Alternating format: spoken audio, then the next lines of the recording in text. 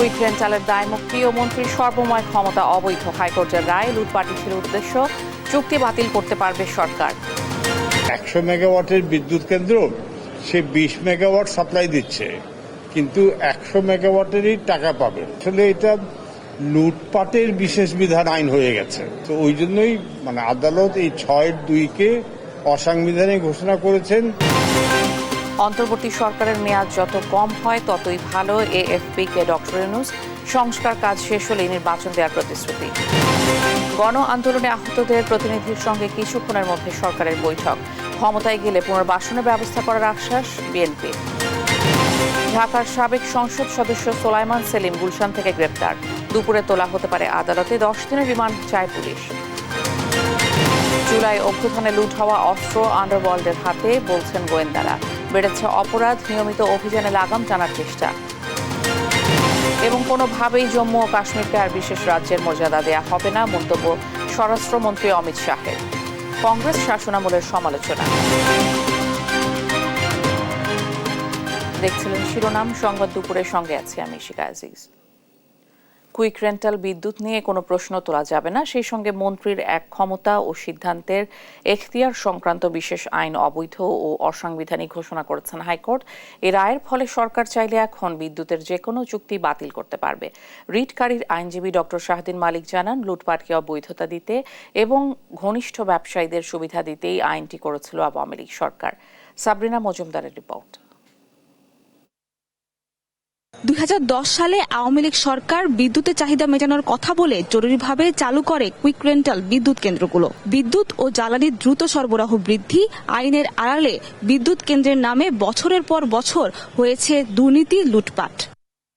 এই আইনের আওতায় কুইক রেন্টাল বিদ্যুৎ সংক্রান্ত কোনো কার্যক্রম নিয়ে প্রশ্ন তোলা যাবে না, সেই সঙ্গে ক্রয় সংক্রান্ত বিষয়ে বিদ্যুৎ ও জ্বালানি মন্ত্রীকে দেয়া হয় একক ক্ষমতা। 5 আগস্টের পর আইনের 2টি ধারাকে চ্যালেঞ্জ করে রিট করা হয় উচ্চ আদালতে। বৃহস্পতিবার দায়মুক্তি ও মন্ত্রীর একক ক্ষমতা অবৈধ, অসাংবিধানিক ও সাংঘর্ষিক ঘোষণা করেন হাইকোর্ট। কুইক রেন্টালের নামে লুটপাটের জন্যই আইনটি করা হয়েছিল জানান রিটকারী আইনজীবী ডক্টর শাহদিন মালিক। বলেন, দুর্নীতির বৈধতা দিতে আইনটি করে আওয়ামী লীগ সরকার, যা জনগণের ক্ষমতার সঙ্গে সাংঘর্ষিক। যে 6-2 ধারায় অনেকগুলি কুইক রেন্টাল প্রজেক্ট হয়েছে। তখন জানেন যে কুইক রেন্টাল প্রজেক্টের একটা বিশেষত্ব হলো যে তারা বিদ্যুৎ সরবরাহ করুক বা না করুক, তারা পুরো টাকা পাবে। 100 মেগাওয়াটের বিদ্যুৎ কেন্দ্র সে 20 মেগাওয়াট সাপ্লাই দিচ্ছে, কিন্তু 100 মেগাওয়াটেরই টাকা পাবে। অর্থাৎ এটা লুটপাটের বিশেষ বিধান আইন হয়ে গেছে। তো ওই জন্যই আদালত এই 6-2-কে অসাংবিধানিক ঘোষণা করেছেন। রেন্টাল ও কুইক রেন্টাল বিদ্যুৎ কেন্দ্রগুলো কিভাবে চলবে সে বিষয়ে পর্যবেক্ষণে আদালত বলেন, কুইক রেন্টাল বিদ্যুৎ কেন্দ্রগুলোর সঙ্গে চুক্তি পুনর্বিবেচনা করতে পারবে সরকার।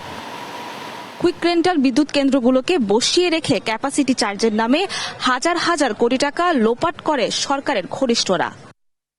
সাবরিনা মজুমদার, দেশ টিভি, ঢাকা।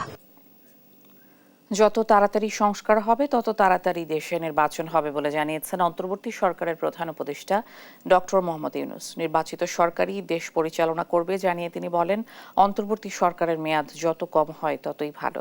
স্থানীয় সময় বুধবার আজারবাইজানের বাকুতে আয়োজিত জলবায়ু সম্মেলনের সাইড লাইনে বার্তা সংস্থা এএফপি কে দেয়া সাক্ষাৎকারে এসব কথা বলেন প্রধান উপদেষ্টা। বিস্তারিত রায়হান কবির শুভ্র ডেস্ক রিপোর্টে। জাতিসংঘের জলবায়ু শীর্ষ সম্মেলন উপলক্ষে আজারবাইজানের বাকুতে ব্যস্ত সময় কাটছে অন্তর্বর্তী সরকারের প্রধান উপদেষ্টা ডক্টর মোহাম্মদ ইউনূসের। সম্মেলনে অংশগ্রহণের পাশাপাশি সাইড লাইনে বিভিন্ন দেশের শীর্ষ নেতা এবং আন্তর্জাতিক সংস্থার প্রধানদের সঙ্গে সাক্ষাৎ করেন তিনি। এরই ফাঁকে স্থানীয় সময় বুধবার বার্তা সংস্থা এএফপি-কে সাক্ষাৎকার দিয়েছেন বাংলাদেশের অন্তর্বর্তী সরকারের প্রধান উপদেষ্টা। এএফপি-কে ডক্টর মোহাম্মদ ইউনূস বলেন, সংস্কারের গতি নির্ধারণ করবে বাংলাদেশ কত তাড়াতাড়ি নির্বাচনে যেতে পারবে। ভোটের গণতন্ত্রের দিকে দেশকে নিয়ে যাওয়ার প্রতিশ্রুতিও দেন তিনি। That's a promise that we made that as soon as we are ready we'll have the elections so the elected people can take over run the country.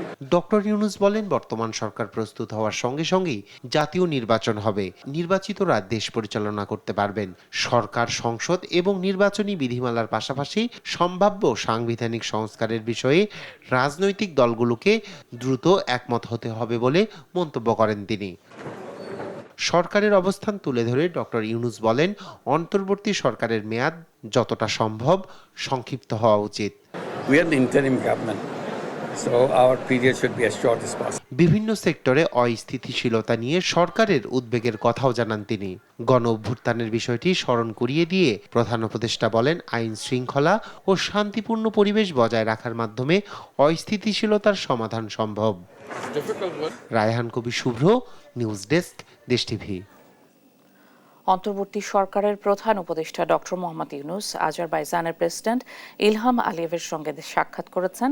বৃহস্পতিবার রাজধানী বাকুতে COP29 জলবায়ু সম্মেলন কেন্দ্রে এই সাক্ষাৎ করেন তারা। সেখানে পারস্পরিক স্বার্থ সংশ্লিষ্ট বিষয়ে আলোচনা হয়। গেল মঙ্গলবার আজারবাইজানের রাজধানী বাকুতে COP29 বৈশ্বিক জলবায়ু পরিবর্তন শীর্ষক সম্মেলনে যোগ দেন প্রধান উপদেষ্টা ডক্টর মোহাম্মদ ইউনূস। পারস্পরিক সম্পর্ক উন্নয়নের লক্ষ্যে বিশ্বের বেশ কয়েকটি দেশের শীর্ষ নেতা এবং আন্তর্জাতিক সংস্থার প্রধানদের সঙ্গে সাক্ষাৎ করেন তিনি।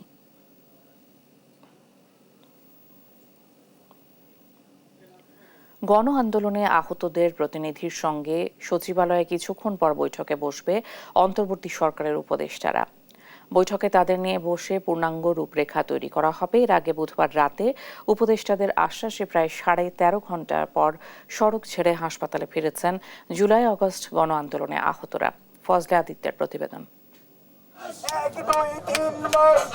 ছাত্র জনতার অভ্যুত্থানে আহতদের চিকিৎসা ও পুনর্বাসনের দাবিতে বিক্ষুব্ধদের শান্ত করতে বুধবার মধ্যরাতে রাজধানীর পঙ্গু হাসপাতালের সামনে ছুটে যান 4 উপদেষ্টা।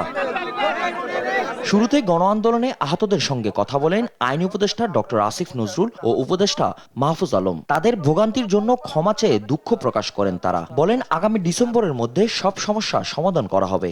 আমাদের ভুল হয়েছে, আমাদের ঘাটতি আছে, আমরা সেই ঘাটতি মোকাবেলার জন্য সবচেয়ে গুরুত্ব দিয়ে আপনারা যদি চান আমিও 2টার সময় মিটিংয়ে থাকবো। একটা মিটিং যখন হয় সেখানে আমাদের অনেক কাগজপত্র দেখতে হবে, জুলাই ফাউন্ডেশনের লোকজনকে রাখবে, কারা পেয়েছে কারা পায়নি, কোথায় আমাদের সমস্যা হয়েছে সবকিছু আমাদের জানতে হবে। আমাদের এটা থেকে ভালো লাগছে না যে আপনারা এত কষ্ট করে এত রাত পর্যন্ত এখানে আছেন। আপনারা হয়তো আমাদের চেয়ে বেশি আহত হয়েছেন, আপনাদের প্রতি আমাদের দায়বদ্ধতা আজীবন, এবং আমরা শুধু এই গভর্নমেন্টের দিক থেকে না, আজীবন এই গভর্নমেন্ট পড়ার পরেও যত লড়াই থাকবে আপনাদের সাথে মিলেই লড়বো। অন্য উপদেষ্টারাও দুর্বলতার কথা স্বীকার করেন। বলেন, ছাত্র জনতার অভ্যুত্থানে আহতদের আন্তর্জাতিক মানের সেবা নিশ্চিতে সর্বাত্মক চেষ্টা করছে সরকার। দয়া করে আমাদেরকে ওই পরিবেশটা করে দেন, আমরা যাতে বসে একটা রূপরেখা আগামীকালকেই ঘোষণা করতে পারি এবং সেটা বাস্তবায়নটা ডিসেম্বরের মধ্যে করতে পারি। আপনারা যান, ভিতরে যান। আমরা কালকে যে কথা দিচ্ছি আমরা আমাদের কথা রাখবো। যদি আমরা কথা রাখতে ব্যর্থ হই, এরপর আপনারা যা করবেন সেটা আমরা মাথা পেতে নেব। আন্তর্জাতিক কোন সুপারিশের বাইরে আমাদের স্বাস্থ্য ব্যবস্থা থেকে আপনাদেরকে আমরা কোনোভাবে বঞ্চিত করব না। সব দাবি বাস্তবায়নে উপদেষ্টাদের দেয়া আশ্বাসে অবরোধ প্রত্যাহার করে হাসপাতালে ফিরে যান আহতরা। এর আগে বুধবার দুপুরে স্বাস্থ্য উপদেষ্টা নূরজাহান বেগম এবং ব্রিটিশ হাই কমিশনার হাসপাতাল পরিদর্শনে এলে বিক্ষোভের মুখে পড়েন। পরে হাসপাতালের সামনের সড়কে অবরোধ করে আহতরা। ফজলে আদিত্য, দেশ টিভি, ঢাকা। এ নিয়ে আরো জানাতে সচিবালয় থেকে যুক্ত হচ্ছেন সহকর্মী জান্নাতুল মোহনা। মোহনা, বৈঠক শুরু হয়েছে কিনা সবশেষ তথ্য জানাবেন।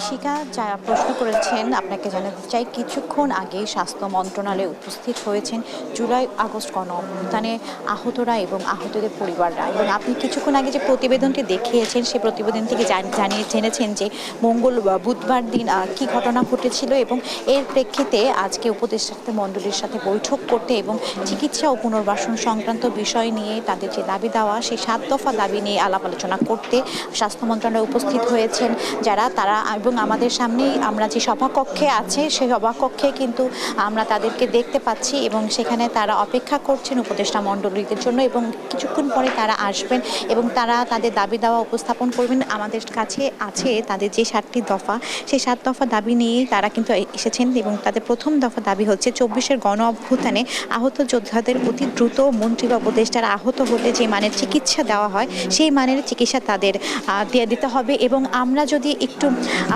আমরা যদি জানতে চাই কিছুক্ষণের জন্য একটু শুনতে চাই যে আপনি ভাইয়া একটু জানাবেন যে আপনারা তো 7 দফা দাবি নিয়ে আজকে এখানে উপস্থিত হয়েছেন, তা যদি সংক্ষিপ্ত আকারে জানান যে আজকে কি নিয়ে আলোচনা করবেন। আচ্ছা, আলোচনাটা আপনারা তো সবাই মিডিয়া জানবেন, আমরা স্যাররা আসুক, উপদেষ্টা প্যানেল আসুক, আসার পরে আমরা জানাবো আপনাদের মিডিয়া, আবার আমরা পরবর্তীতে জানাবো যে আপনাদের যে 7টা দফা তার প্রধান দফাগুলো যদি একটু সংক্ষিপ্ত করে হচ্ছে আমরা অলরেডি কিন্তু মিডিয়ার কাছে হস্তান্তর করছি যে আমাদের দাবিগুলো কী।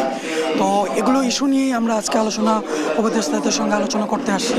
আমরা আলোচনাটা করি, আপনাদের ওনারা কি ডিসাইড দেয় তারপরে আমরা আলোচনাটা করি। আমরা অলরেডি আপনাদের কাছে হস্তান্তর করছি, আপনারা দেখে নিতে পারেন। আপনাদের যে দাবি দেওয়া ছিল আপনি যদি জানাতেন যে আপনাদের আসলে আপনাদের ক্ষোভের জায়গাটি কোথায়? না, এখানে ক্ষোভ বলতে কিছুই নাই। ক্ষোভ বলতে গেলে আবার ক্ষোভ আছে আবার নাই। সেখানে হচ্ছে কিছু এমন পরিকল্পনা চলতেছে, যেমন আন্দোলনটা হয়েছে এবং আহতরা দীর্ঘ 3 মাস ওভারঅল হয়ে গেছে। তো এখন অনেক রোগী আছে চিকিৎসা প্রপারলি পাচ্ছে না, এবং অনেক ইস্যুই এখানে তুলে ধরা হবে। যেমন তাদেরকে কেউ ডিসচার্জ দিয়ে দিচ্ছে, কিন্তু তারা মনে করতেছে না আমি যদি আরেকটু ট্রিটমেন্ট পেতাম আমি আই থিঙ্ক বেটার ফিল করতে পারতাম। তো অনেকের আইয়ের বিষয় আছে, বা হ্যান্ড বলেন লেগ বলেন, তাদের যদি তারা চিন্তা করতেছে যে আমি এই চিকিৎসা নিটরে গেলে এরকম একটা অবস্থা হয় যে আমরা জানি কি কিছু একটু 19 থেকে 20 হলেই কেটে ফেলে দাও, অথচ কিন্তু আমরা জানি এই যদি ট্রিটমেন্টটা প্রপারলি একটু সময় নেন আপনারা, আমরা বলি না দ্রুত করেন, একটু সময় নেন প্রপার চিকিৎসার জন্য আমাদের পুনর্বাসনের জন্য। হ্যাঁ, এই আলোচনা নিয়ে আমরা এখানে আসছি। শুনছিলেন দর্শক যে চিকিৎসা এবং উন্নত চিকিৎসা এবং পুনর্বাসনের জন্য তারা আজকে এখানে জড়ো হয়েছেন। তো পরবর্তী সংবাদে হয়তো আমরা জানাতে পারবো যে বৈঠক থেকে কি সিদ্ধান্ত এসেছে। তো এই ছিল ইশিকা আমার কাছে সর্বশেষ সংবাদ। মোহনা, অনেক ধন্যবাদ আপনাকে। গণ আন্দোলনে আহতদের প্রতিনিধির সঙ্গে সচিবালয়ে কিছুক্ষণ পরে বৈঠকে বসবেন অন্তর্বর্তী সরকারের উপদেষ্টারা। সবশেষ তথ্য জানছিলাম সহকর্মীর কাছে। আহতদের প্রতিশ্রুত আর্থিক সহায়তা পৌঁছে দেওয়ার পাশাপাশি প্রয়োজনীয় চিকিৎসা সেবা দিতে অন্তর্বর্তী সরকারের প্রতি আহ্বান জানিয়েছেন বিএনপির স্থায়ী কমিটির সদস্য সালাউদ্দিন আহমেদ। রাজধানীর পঙ্গু হাসপাতালে সাংবাদিকদের সাথে আলাপকালে এসব কথা বলেন তিনি। জানান, দেশ পরিচালনার দায়িত্ব পেলে গণ আন্দোলনে আহত ও নিহত প্রত্যেক পরিবারের পুনর্বাসনের ব্যবস্থা করবে বিএনপি। ফ্যাসিবাদী শক্তি ও তার দোসররা কিভাবে এখনো মুক্ত বাতাসে ঘুরে বেড়ায় তা নিয়ে প্রশ্ন তোলেন তিনি। দলের ভারপ্রাপ্ত চেয়ারম্যান তারেক রহমানের পাঠানো 5 লাখ টাকা অনুদান আহতদের কাছে পৌঁছে দেওয়ার পাশাপাশি শারীরিক অবস্থার খোঁজ খবর নেন তিনি।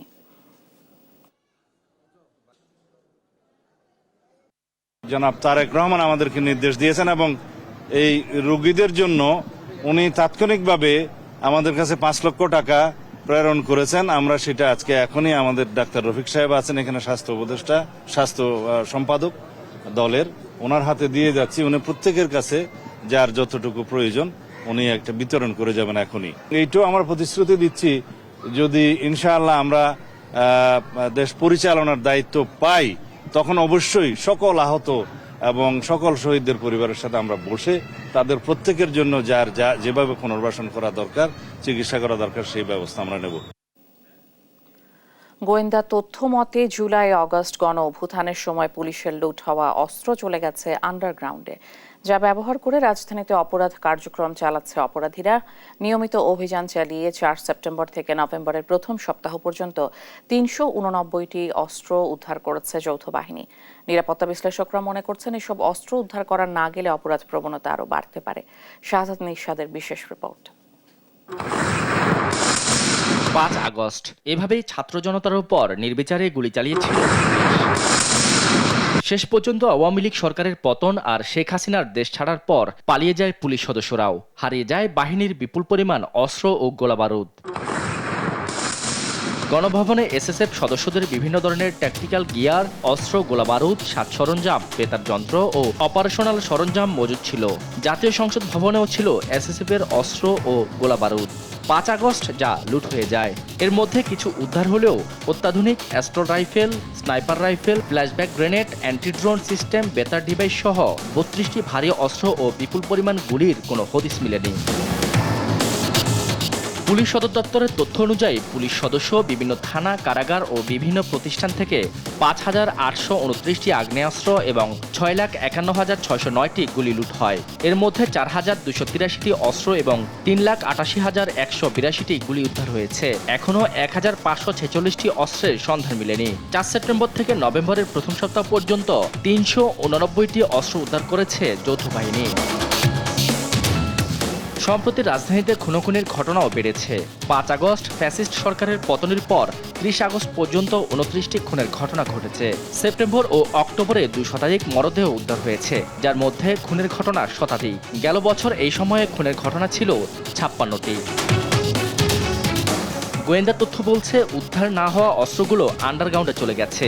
বিশেষ করে মোহাম্মদপুরের জেনেভা ক্যাম্প, পল্লবী, যাত্রাবাড়ি, বাড্ডা, কলাবাগান, হাজারীবাগ, ঢাকা উদ্যান, বসিলা, আদাবর এবং লালবাগের সন্ত্রাসী গোষ্ঠী এসব অস্ত্র সংগ্রহ করেছে। সম্প্রতি মোহাম্মদপুরের জেনেভা ক্যাম্পে ইসরায়েলের তৈরি উজি পিস্তল উদ্ধার তার সত্যতা প্রমাণ করে। এদিকে রাত বাড়ার সঙ্গে সঙ্গে রাজধানীর অলিগলিতে ঘটছে ছিনতাই। অস্ত্র দেখিয়ে মূল্যবান জিনিসপত্র ছিনিয়ে নিচ্ছে অপরাধীরা। ছিনতাইয়ে বাধা দেয়ায় প্রাণহানির ঘটনাও ঘটেছে। গেল 3 মাসে ছিনতাইকারীদের হাতে প্রাণ দিয়েছে 4 জন। লুট হওয়া অস্ত্র উদ্ধারে নিয়মিত অভিযান চলছে বলে জানিয়েছে ঢাকা মহানগর পুলিশ ডিএমপি। অস্ত্র উদ্ধারের জন্য আমরা নিয়মিত অভিযান পরিচালনা করছি। আপনি জানেন সাম্প্রতিক সময়ে কিছু কিছু এলাকায় বিশেষ কিছু অপরাধ বেড়ে গিয়েছিল, তার প্রেক্ষিতে আমরা সারাশি অভিযান পরিচালনা করেছি। এইসব জায়গা থেকে 2 শতাধিক অপরাধীকে গ্রেফতার করে আইনের আওতায় নিয়ে আসা হয়েছে। নিরাপত্তা বিশ্লেষকরা মনে করছেন এসব অস্ত্র উদ্ধার করা না গেলে অপরাধের প্রবণতা আরও বাড়তে পারে। রিকভার করা খুবই জরুরি। আমি নিশ্চিত সেনাবাহিনী অন গ্রাউন্ডে আছে, তারা ধীরে ধীরে এগুলা যতদিন পর্যন্ত অস্ত্রগুলো উদ্ধার না হবে ততদিন পর্যন্ত আমরা একটা থ্রেটের মধ্যে থাকবো। একই সঙ্গে যৌথ বাহিনীকে অপরাধ দমনের পাশাপাশি অস্ত্র উদ্ধারে আরও সক্রিয় হওয়ার পরামর্শ দেন তারা। শাহাদাত নিশাদ, দেশ টিভি, ঢাকা। হাজী সেলিমের বড় ছেলে ও ঢাকা 7 আসনের সাবেক সংসদ সদস্য সোলাইমান সেলিমকে গ্রেপ্তার করেছে কোতোয়ালি থানা পুলিশ। দুপুরে তাকে আদালতে হাজির করে 10 দিনের রিমান্ডের আবেদন করার কথা জানিয়েছেন কর্মকর্তারা। বুধবার দিবাগত রাতে রাজধানীর গুলশানের একটি বাসা থেকে তাকে গ্রেপ্তার করে পুলিশ। সোলাইমান সেলিম গেল 5 আগস্ট শেখ হাসিনার সরকারের পতনের পর গ্রেপ্তার এড়াতে আত্মগোপনে চলে যান। তার বিরুদ্ধে একাধিক হত্যা মামলা রয়েছে। সোলাইমানের বাবা হাজী সেলিমও বর্তমানে কারাগারে আছেন। 2 বছরের জন্য শাহজালাল বিমানবন্দরের 3rd টার্মিনালের গ্রাউন্ড হ্যান্ডলিং দায়িত্ব পেয়েছে বিমান বাংলাদেশ এয়ারলাইন্স। সম্প্রতি রাষ্ট্রীয় বিমান সংস্থাটিকে এ দায়িত্ব দিয়ে চিঠি দিয়েছে প্রধান উপদেষ্টার কার্যালয়ের পাবলিক প্রাইভেট পার্টনারশিপ কর্তৃপক্ষ। তবে বিমানের সক্ষমতা নিয়ে প্রশ্ন তুলেছেন বিশেষজ্ঞরা। আর বিমানের দাবি গ্রাউন্ড হ্যান্ডলিংয়ে শতভাগ প্রস্তুত তারা। কেনা হয়েছে যন্ত্রপাতি, নিয়োগ দেওয়া হয়েছে জনবল। আলিমুজ্জামান সাফওয়ানের রিপোর্ট। হযরত শাহজালাল আন্তর্জাতিক বিমানবন্দরে উদ্বোধনের জন্য প্রস্তুত প্রায় 22,000 কোটি টাকা ব্যয়ে নির্মিত 3য় টার্মিনাল। এই টার্মিনাল পুরোপুরি চালু হলে বছরে সেবা দেওয়া সম্ভব হবে প্রায় 2 কোটি যাত্রীকে। জাপানের আর্থিক সহায়তায় নির্মিত এই টার্মিনালের আয় থেকেই পরিশোধ করার কথা রয়েছে ঋণের টাকা। তাই শুরু থেকেই গ্রাউন্ড হ্যান্ডলিংয়ের দায়িত্ব পাবার কথা ছিল বিমানের পাশাপাশি বিদেশি কোনো সংস্থার। সম্প্রতি একটি জরিপে উঠে আসে বিমানের সেবায় সন্তুষ্ট নয় 93% বিদেশি এয়ারলাইন্স। তবে এসব আলোচনা ছাপিয়ে এককভাবে গ্রাউন্ড হ্যান্ডলিংয়ের দায়িত্ব পেয়েছে বিমান। 3য় টার্মিনালকে সামনে রেখে ব্যাপক প্রস্তুতি নিয়েছে রাষ্ট্রীয় পতাকাবাহী সংস্থাটি। এরই মধ্যে কেনা হয়েছে প্রায় 1,000 কোটি টাকার সরঞ্জাম, নিয়োগ করা হয়েছে জনবল। নিজেদের দুর্নাম ঘুচিয়ে নতুন টার্মিনালে সেবার মান আরও উন্নত হবে বলে আশা বিমানের এই কর্মকর্তার।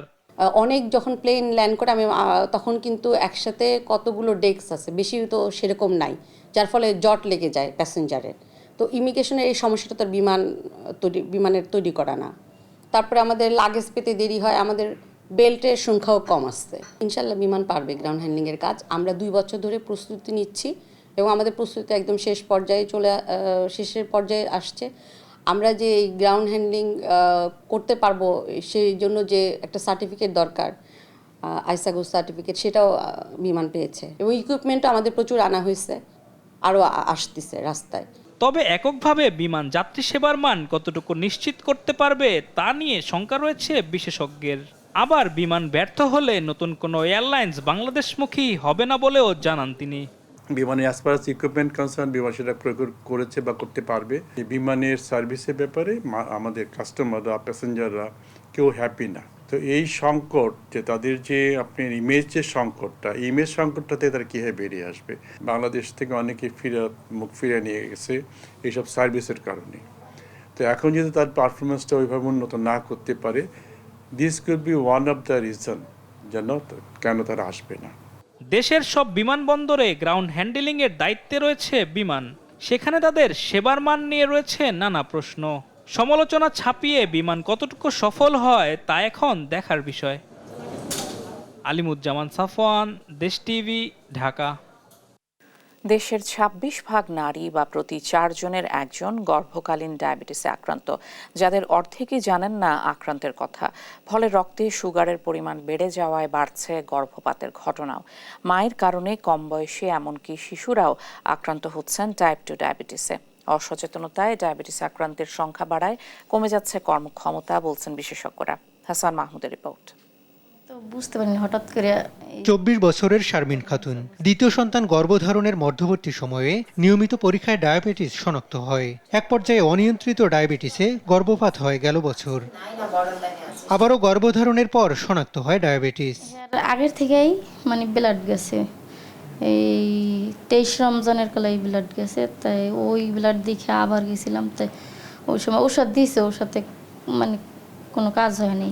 শারমিন আক্তারের মতো স্বাস্থ্যকর্মী নিবেদিতা দাস তৃতীয় ধাপের গর্ভাবস্থায় ডায়াবেটিস শনাক্ত হওয়ায় চিকিৎসকের কাছে এসেছেন।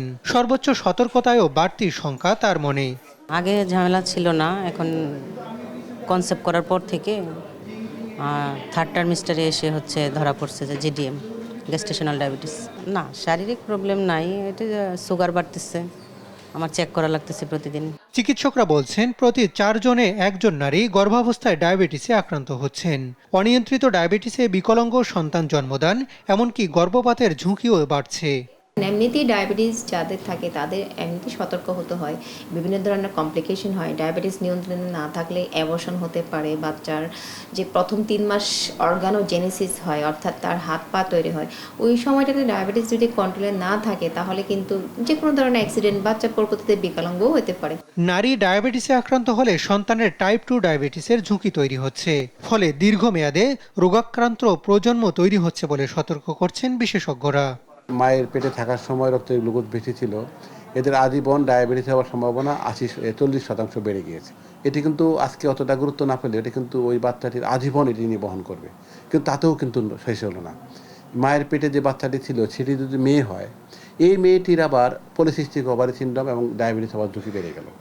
এবং সে যখন আবার বাচ্চা নেবে সেটিও কিন্তু তার আবার গর্ভকালীন ডায়াবেটিসের সমস্যা থাকলো, এবং সে যদি আবার একটি মেয়ে বাচ্চাই ধারণ করে তাও কিন্তু সেই পরবর্তী জেনারেশন চলে গেল।